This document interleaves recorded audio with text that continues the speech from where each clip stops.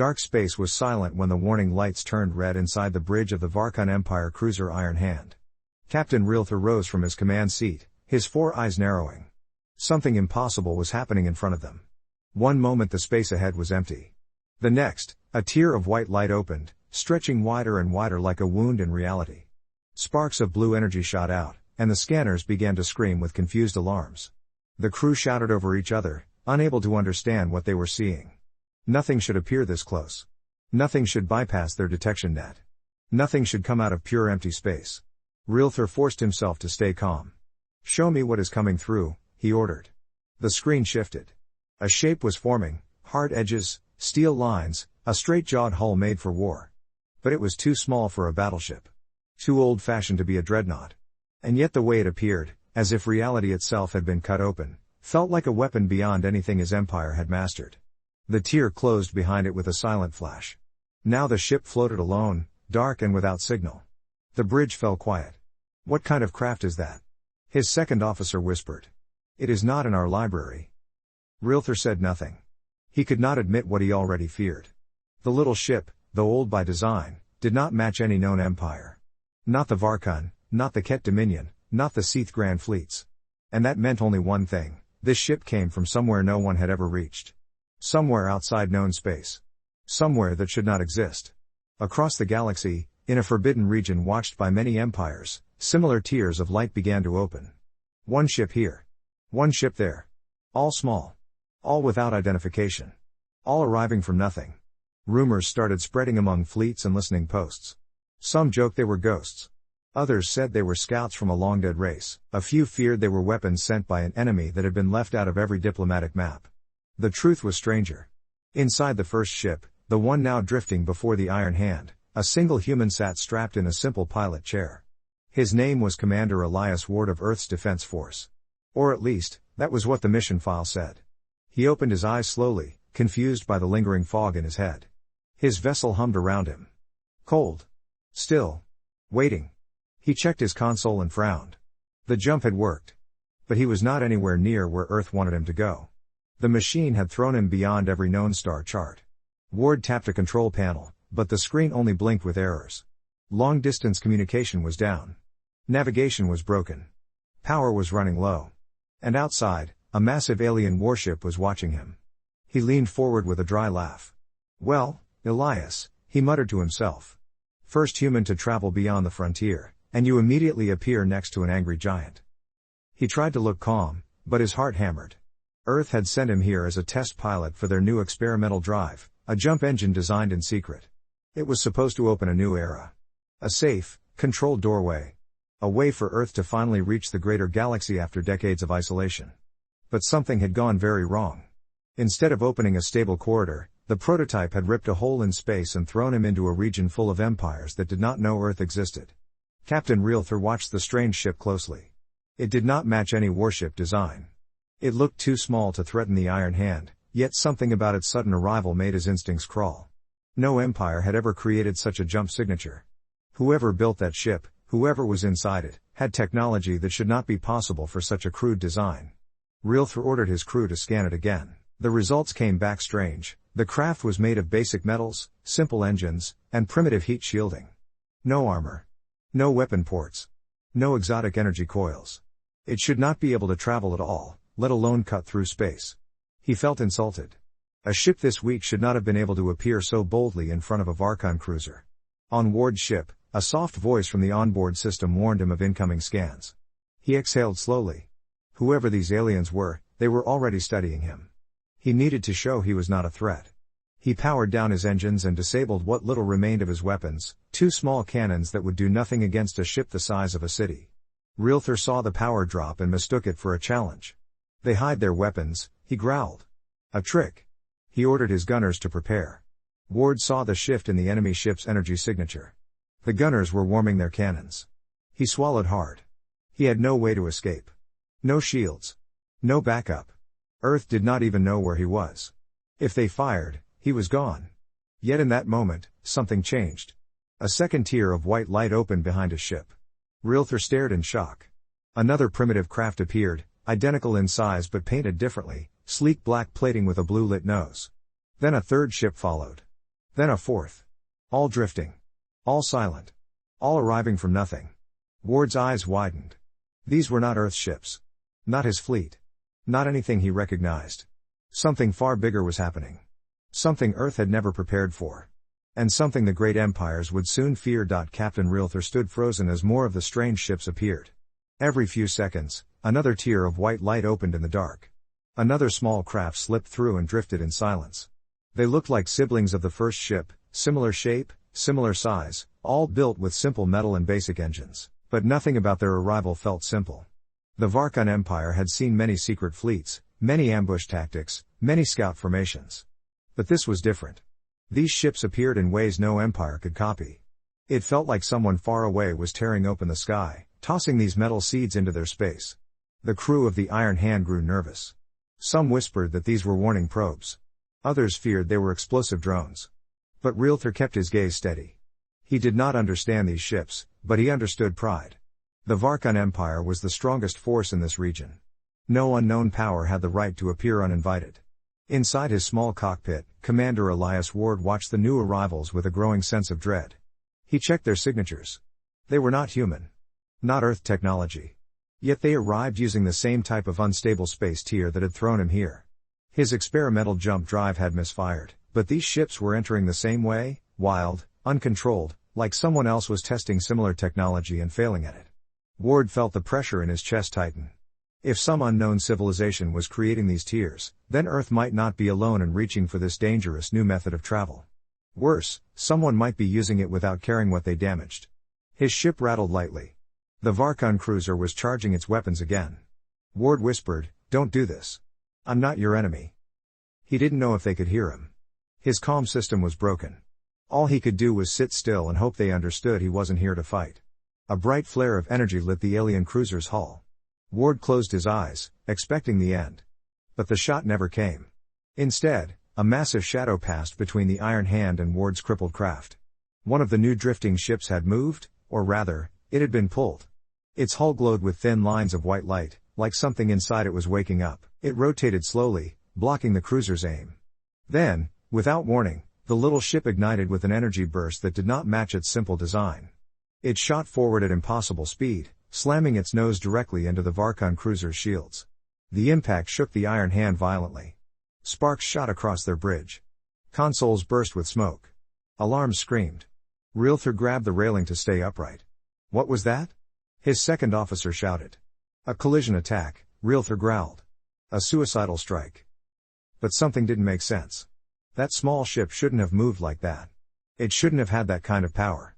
It shouldn't have been able to push the cruiser's shields even 1 meter. And yet the shield layer flickered. Not much, but enough for Realther to feel a twinge of fear.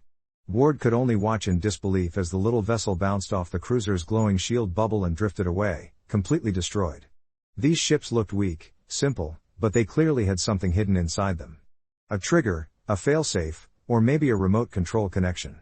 And the moment that first one struck, the others began to move too. One by one, the drifting ships lit up. Their hulls glowed with the same white lines. They formed a loose circle around the cruiser, like insects closing in on a giant beast. Realther felt heat crawl across his skin. "These are not manned ships," he said. "They are weapons." His gunners panicked. "Captain, they're charging. All of them." Ward's console flickered wildly. He had no way to stop what was coming. No way to signal anyone. He watched helplessly as 10 of the strange newcomers turned their noses toward the cruiser, their engines burning bright. They shot forward together. Realther roared for full shields. The Iron Hand's power core glowed red with strain. The shield wall strengthened just as the first 3 ships slammed into it, then the next 3. Then the next. The impacts tore through the outer shield layers. The entire cruiser rocked like it had been hit by a storm. Panels broke off the walls. Crew members fell from their stations.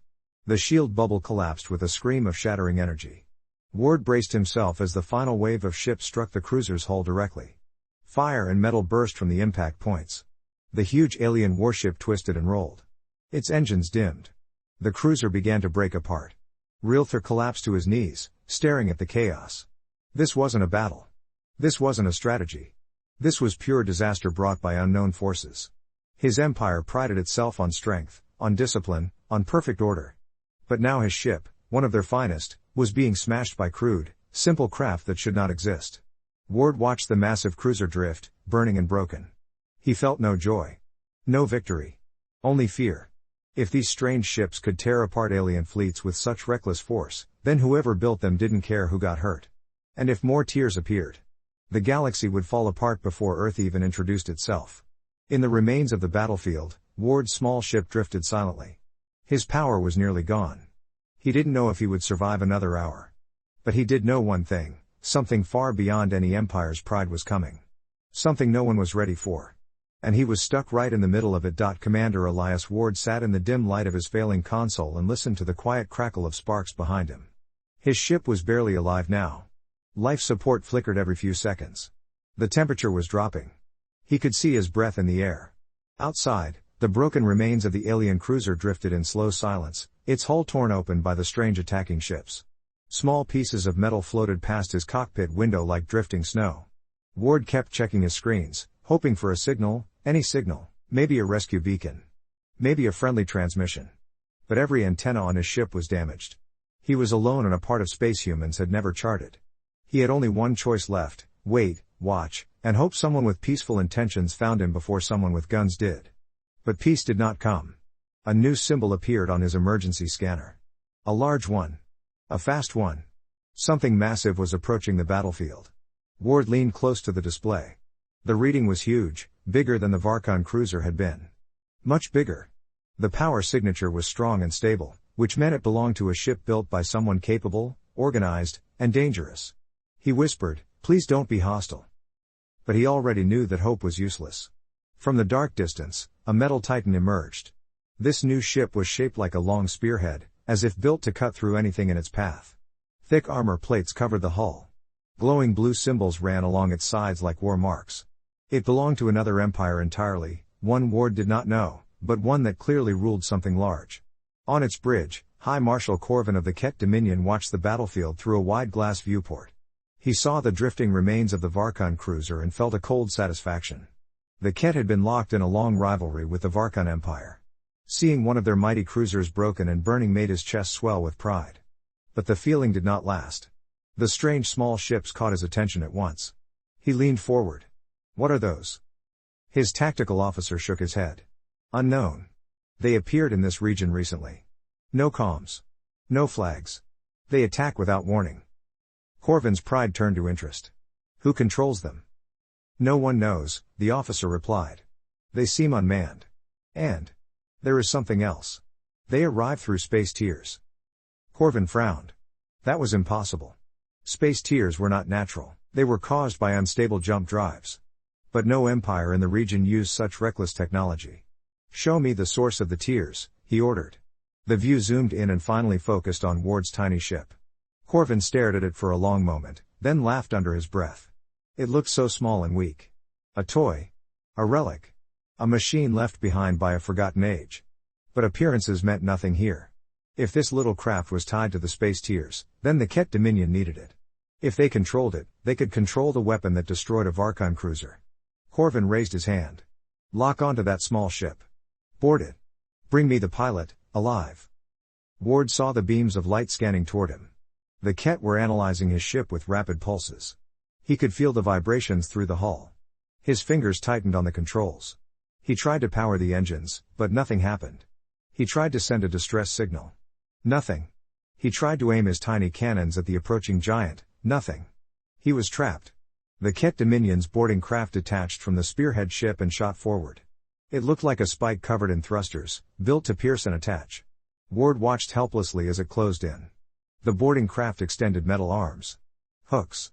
Cutting tools. Welding claws. His heart dropped. He was about to be captured. Suddenly, a tremor shook his ship. Dust and loose bolts rattled. A tier of white light opened again, right above him this time. He stared up at the glowing rift in shock. Another small unknown ship came through. Then another. Then two more.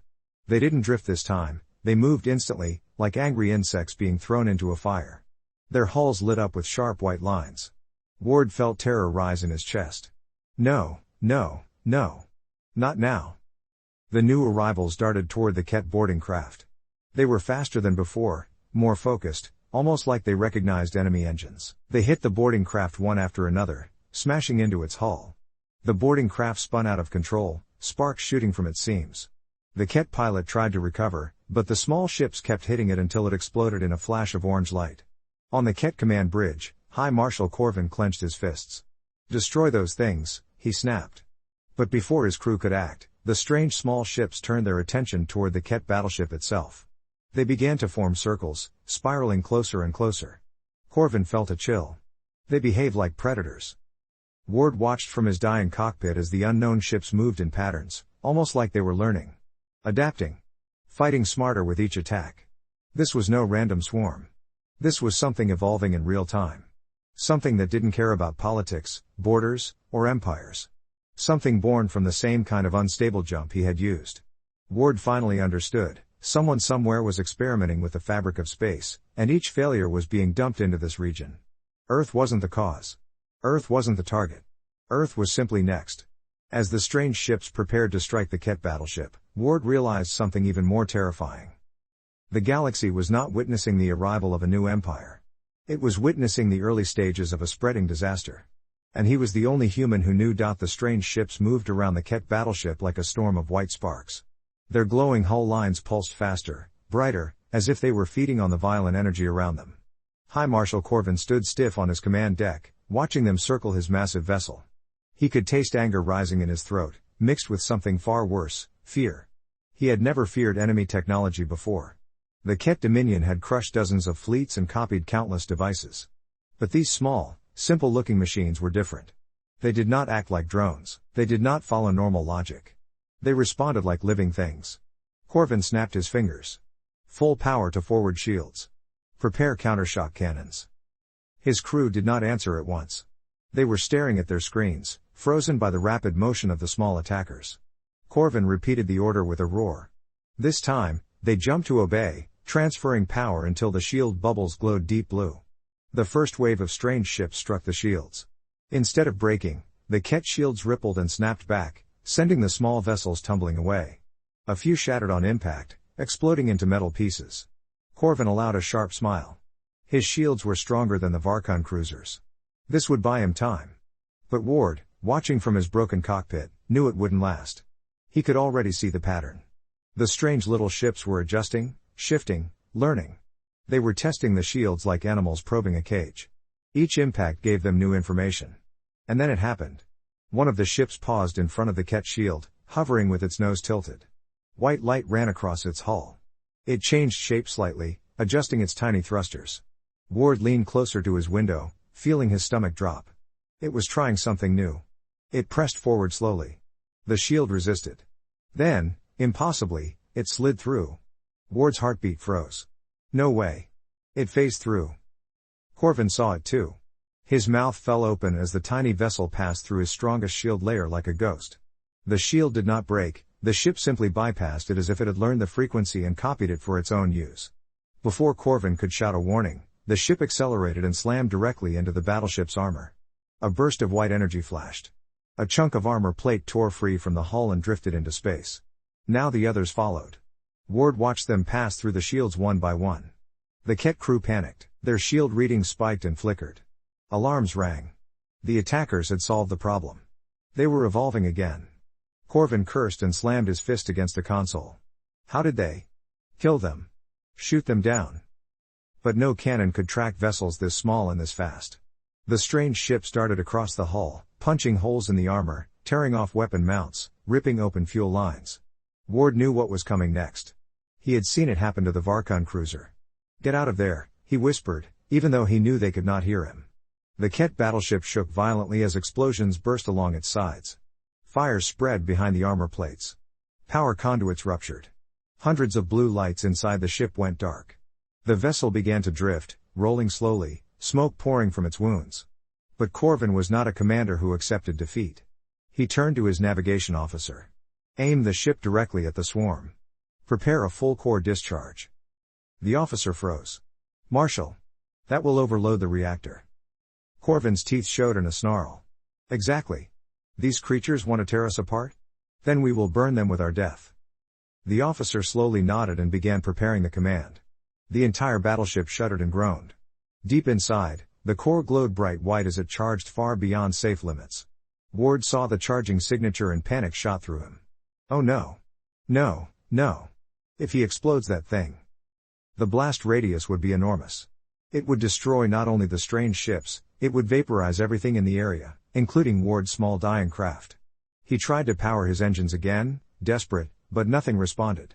He tried to disable the Ket ship remotely. No chance. He tried to call out.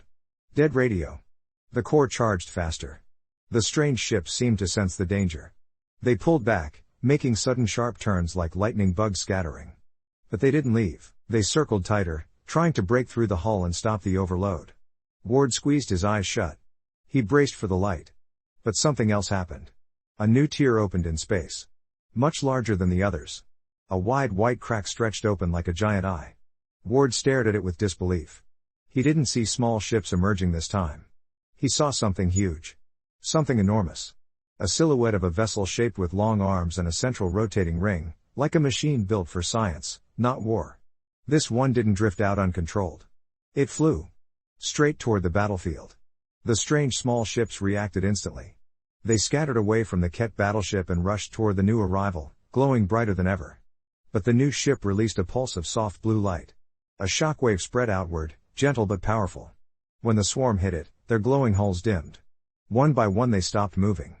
They shut down completely, silent metal once again.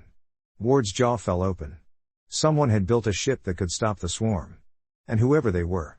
They had just arrived through the same kind of unstable tier that brought him here.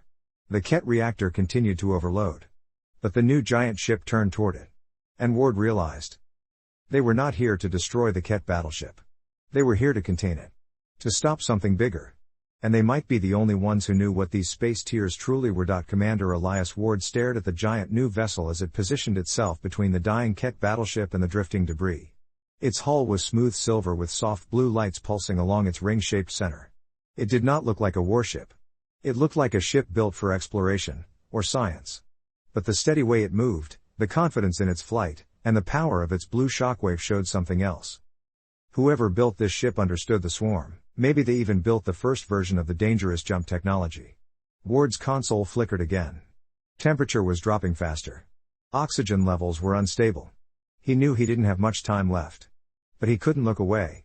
The giant ship began charging a new energy pulse. Not bright like weapons fire. Not violent. Slow. Controlled. Focused. Inside the Ket battleship, High Marshal Corvin watched the massive newcomer through a cracked viewing screen. Smoke filled the bridge. Sparks dripped from damaged cables. His crew struggled to breathe from the fumes. The core behind them continued to overload, now glowing bright white and shaking the entire ship. Corvin's voice wavered as he asked, "What is that vessel doing?" His last remaining officer checked a flickering control panel. "It is scanning us." Intensely. Corvin bared his teeth. Scanning a dying predator. Let them look. But secretly he feared the truth. This ship was not afraid of the Ket. It was here for something bigger. Something the Ket Dominion did not understand. Then the giant ship fired its second pulse. A wide wave of blue energy washed across the crippled Ket vessel. The shaking slowed. The lights on the walls dimmed, then stabilized. The glow of the reactor core softened. The overload stopped rising. Corvin froze. They halted the meltdown? His officer nodded. Yes, Marshal. The core reaction is freezing in place. Ward watched in awe. The giant ship had not fired a weapon. It had used a stabilizing field, some kind of containment or canceling technology, to interrupt the reactor overload. It had prevented an explosion that would have destroyed the entire region. The same wave passed over Ward's tiny craft. His screens flickered, then steadied. His oxygen levels returned to normal. His temperature controls reactivated. For the first time in hours, he could breathe without shaking. Ward whispered, "They're helping me." But he didn't know why. He didn't know who they were. The giant ship rotated slowly, turning its long arms toward the drifting small swarm remains. The tiny attackers floated dead near the Ket hull, their white glow gone. The new ship released a soft beam of light that wrapped around the small vessels like threads. It collected them gently, pulling them into a cargo bay. As if these creatures were not weapons, but lost pieces of something important. Ward felt a strange mix of relief and worry. If these machines were dangerous enough to destroy empires, why was this new ship gathering them? The giant ship finished its collection and then did something that made Ward's breath catch. It extended a thin beam of peaceful blue light toward his cockpit. It was not a weapon. It was an invitation. Ward tried to stay calm, but his heart raced. He didn't know if they wanted to save him or capture him. But staying in his dying ship was not an option. So he activated his emergency hatch and prepared to step into a vacuum tube of light that pulled him gently from his vessel and toward the alien ship. For a moment, weight vanished. Then a floor touched his boots. Ward stood inside a large chamber of soft white panels and thin silver walls. He expected guards. Weapons. Restraints. Instead, he heard a calm voice. It spoke slowly in a strange language. A smooth, soft rhythm. Then, suddenly, his emergency translator crackled and activated. Human. Elias Ward. Do not be afraid. Ward blinked. You know me? We know your species, the voice said. We have been watching Earth from a distance for a long time. Ward felt his stomach tighten. Who are you? The air shimmered as a tall figure emerged from a panel in the wall. A humanoid shape. Tall and slender, with a metallic sheen to its skin and soft glowing lines that pulse like veins. We are the Luminous Enclave, the figure said. We explore the paths of space others fear to enter. Ward took a slow breath. Were you the ones creating the space tiers? The Luminous figure shook its head. No. Someone else is doing that. Someone reckless. Someone who plays with unstable space forces without understanding the cost. Ward felt a chill. Then what are those small ships? The figure looked toward the windows of the chamber. Fragments. Broken reflections. Failed creations from another place. Lost attempts to cross the barrier between realities. They leak into our space whenever experiments fail. Ward swallowed. They're not weapons? They are accidents, the Luminous answered calmly. But accidents can destroy empires, if left free. Ward thought about the Varkon cruiser. The Ket battleship. The swarm learning. Evolving. Adapting. They're becoming more dangerous. Yes, the Luminous said. And the more tiers that open, the stronger they will become. Ward stepped closer. And Earth, my people, might also be opening tiers. The Luminous nodded slowly. Earth recently tested a new jump engine. Primitive yet powerful. It does not cause these disasters. But it reacts with them. Ward felt his chest tighten with fear. So we're in danger too? All space is, the figure said. Ward looked out the window again. The Luminous ship floated calmly in space. The damaged Ket battleship drifted nearby. The broken swarm remains were sealed away. But he knew this peace would not last. He turned back to the tall figure. What do you want from me? He asked. The Luminous bowed its head slightly. We want you to help us stop the coming collapse. Ward's breath caught. And, the Luminous added, we want Earth to stand with us, before it's too late. Commander Elias Ward stood in the quiet chamber, facing the tall Luminous figure. The soft blue lights along the walls pulsed with a slow rhythm, like the breathing of some calm, giant animal. Ward took a steady breath. Everything happening around him felt unreal. Strange ships appearing from torn space. Empires falling under sudden attacks. A new alien species that already knew about Earth. And now they were asking for help. What do you mean? The coming collapse? Ward asked. The Luminous figure began to walk, moving with smooth, gentle motions. Ward followed. They approached a circular window that looked out onto the damaged battlefield. The drifting Ket battleship, the broken swarm fragments, and Ward's own ruined craft floated in silence. The tiers, the Luminous said softly. They are growing. More open every day. They appear at random, without pattern. They are becoming larger. And more dangerous. Ward frowned. But what's causing them? The Luminous paused, as if choosing careful words. Someone on the other side of reality is experimenting with space folding. They try to cross into our universe. They push and pull the boundary over and over. Each failure creates a tier. Each tier releases debris. Broken machines. Fragmented technology. Cast-offs. Ward felt a cold shiver. The swarm.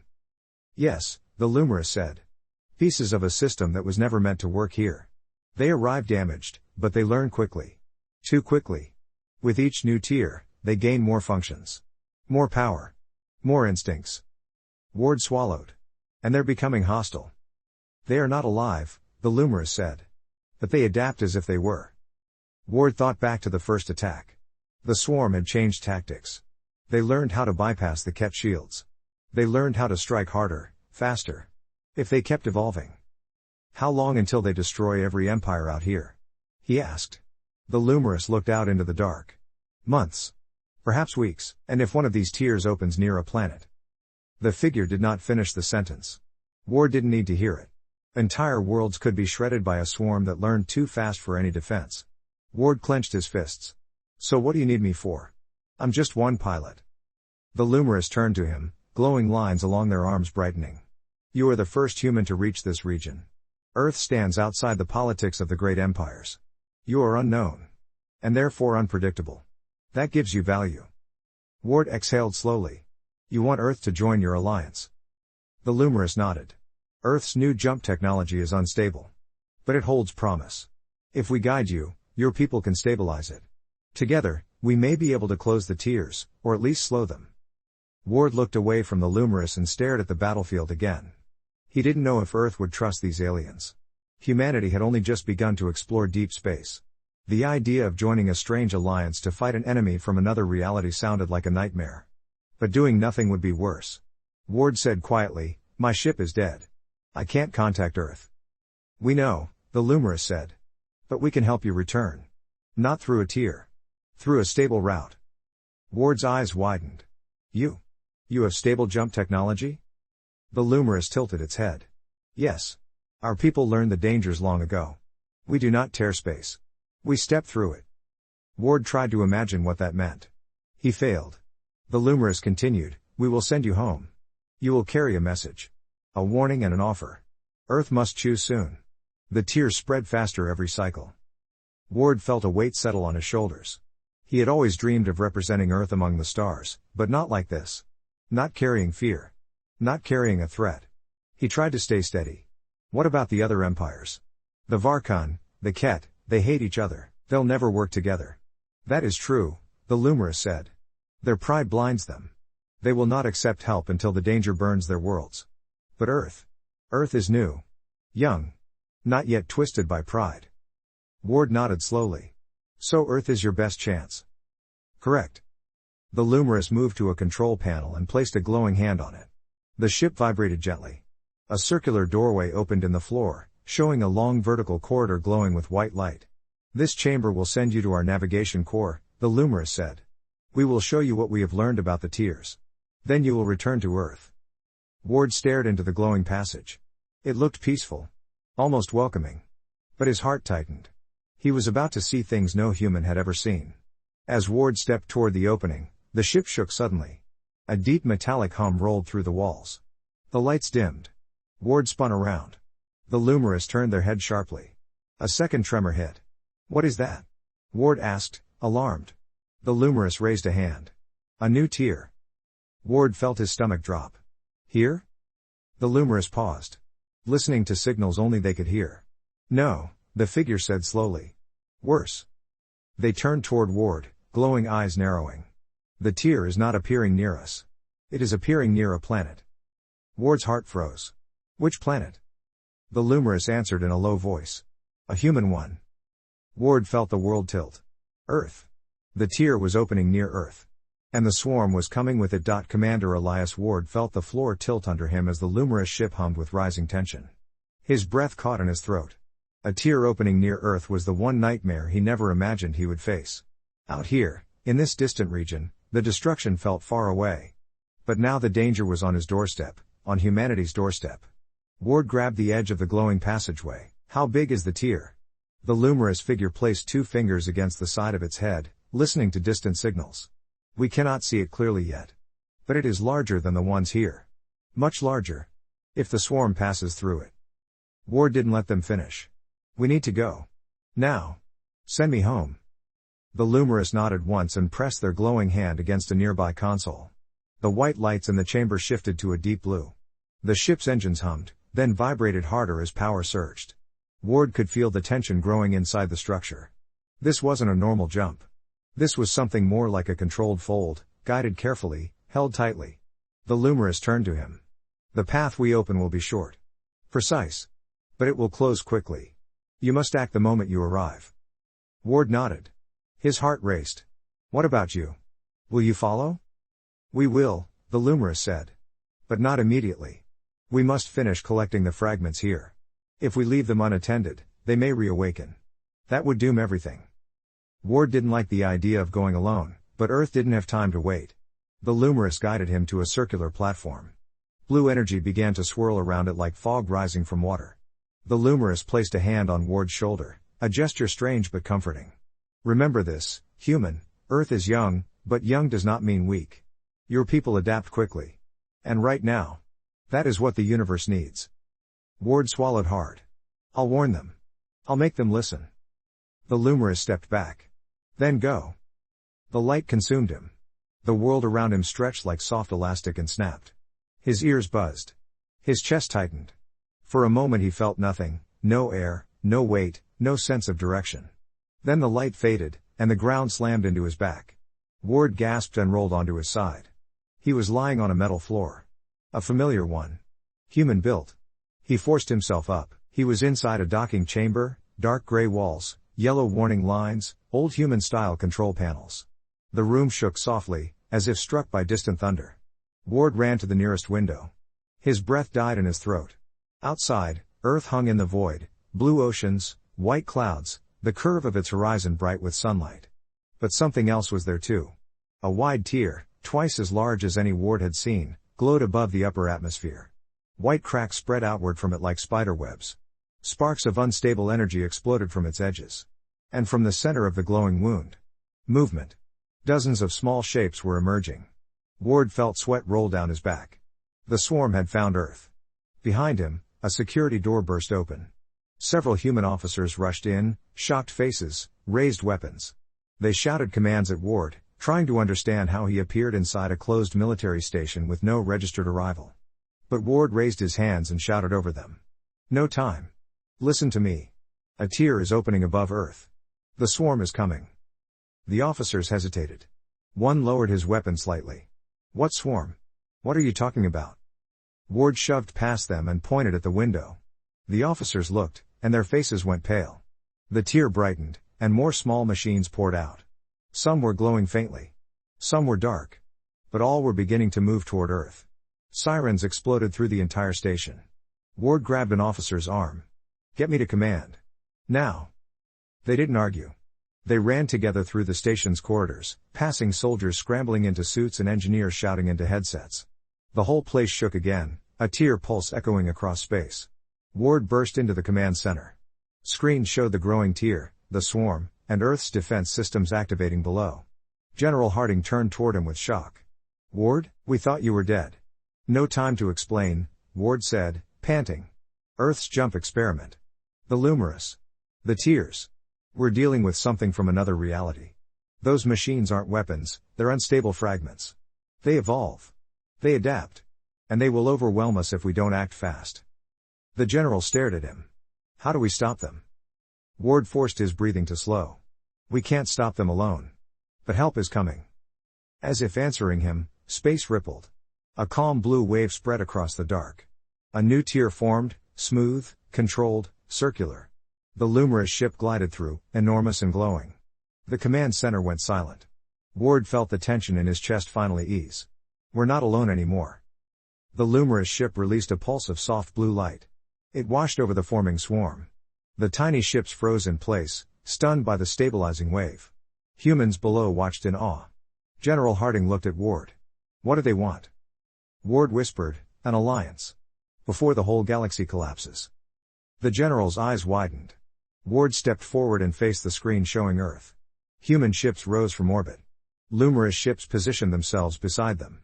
Together they formed a fragile line in front of the spreading tier. Ward felt a strange courage rise inside him. For the first time in history, Earth stood beside an alien force. Not in fear. Not in war. But in unity. A single human pilot had crossed the unknown. Now humanity was ready to face the universe.